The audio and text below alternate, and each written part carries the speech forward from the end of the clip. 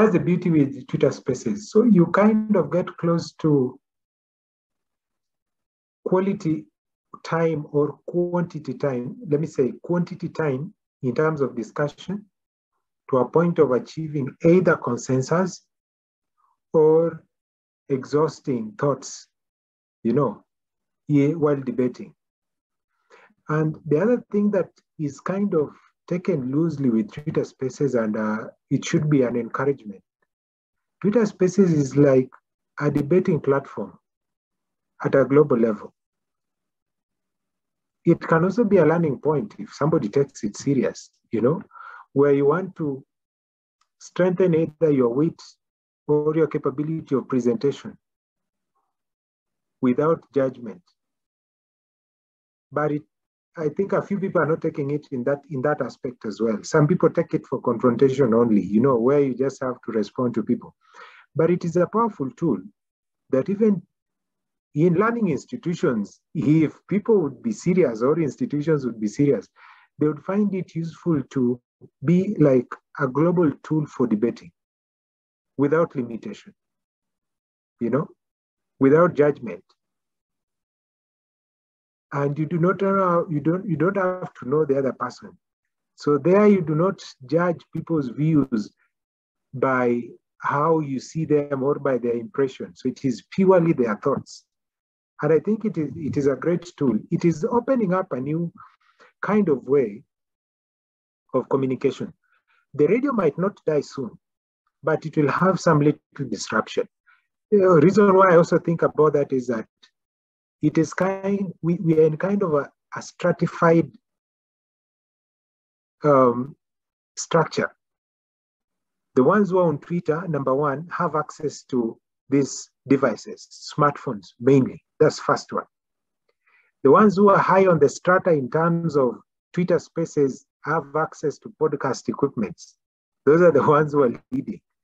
The ones who are following have smartphones, and the ones who are below that have knowledge of internet. So there is some level of starting point that somebody needs to have for them to be able to be there, if you talk about it. And then the interest of also having Twitter or knowing how to be able to use Twitter or interact within Twitter. So it creates some stratification. So radio can be there for some good time, but as you said, there are some listeners who will get out, some class of listeners, some category of listeners who will get out of it. The ones who are exposed to internet and exposed to Twitter or even Clubhouse, those ones are likely to be lost from the normal radio stations. But I see some radio stations are already competing. Either you'll find they have their handle running some programs or hosting, or they are likely to connect radio to Twitter Spaces and run them concurrently, so that they can be able to also pull in that particular crowd that we are talking about that might leave the listenership. So that's what's happening. So it is creating a new total space of communication, just like what we've now experienced with YouTube. And I think YouTube is now getting to what you'd say, people now starting to appreciate it, putting content on it, meaningful content. We have a lot of learning points on Twitter, like classes, courses, the DIY, where people do it by themselves, a lot of it coming on board. And now these kind of discussions that we're having and the debates that are also likely to be on Twitter Spaces, it is just a new kind of tool for communication, and it is yet to have a structure. So radio station already had structure. Twitter Spaces is just trying to set itself up. And I believe at some point it will have structure and it will give room for the ones that want to work without what you'd consider as formal structure. It will give room. I agree. And I think when I was actually talking about, radio, I think is one of those technologies that has lasted over time. Yeah. But what it has done, it has evolved. Yes, true. That's what I'm saying. The format as they do it now, in many cases is not sustainable or is not alive to the current customer and how they consume information. As you say, some of the radio stations have been clever enough to incorporate Twitter Spaces. Like I've seen the local radio station here, particularly in the morning when they are running, they have also incorporated Twitter Spaces such that, you know, I can join on the Twitter Space for the morning show, and it's more like I've tuned into that radio station. Radio station, yes. I think it's a very clever way of doing it as a way to attract a new audience. Although when I look at the numbers, it's very small. They even don't go beyond. I don't think they hit 30. If I look at the number of people that have joined, all the same, it's still a good way of sort of adopting these new technologies.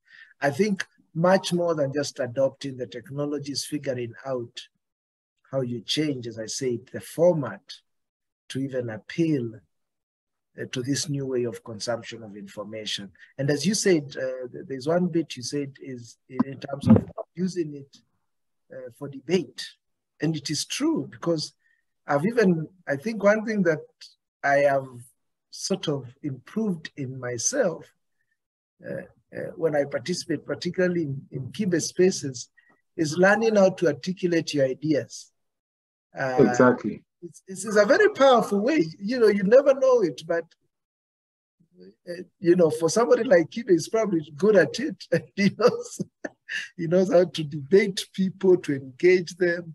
But what it does is challenges you so that you can be clear on your ideas, clear in how you present them. Because I even now see it in the participants. I can see somebody who has not yet packaged his ideas well, and you can see them almost yeah, it's true. So yeah, go ahead. Exactly. So, you know, that bit of strengthening orderliness of thoughts, it brings it out so well, in that you have to organize your thought flow, you have to organize your ideas before you present them to people. So I call it a nice debating tool. And it gives you room of learning from others, especially topics that do not have opportunity on mainstream media. And even if they do, they will never have enough airplay as Twitter Spaces probably provides for, you know.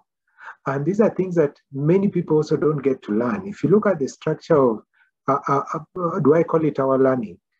You get from school you are home and you are very tired, and probably your parents who are supposed to talk to you about some few things, they are not there to talk about it, and they don't have enough information about it. When you get out of school, it is just about you and your friends, the people you have same knowledge or information about things around you, you playing with them. Then from there you get to work. So you don't get to learn from people who are far away from you, you know? It's either you have to move to that environment for you to learn, otherwise it will be very hectic to have that interaction.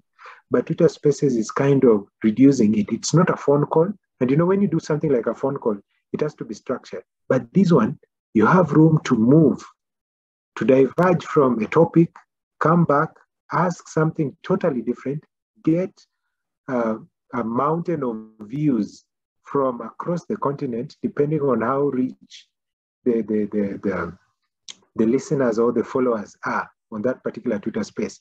And you get to learn a lot. You get to learn a lot. So I see it as a nice learning environment with a good host and a nice debating environment, you know, when you have good information.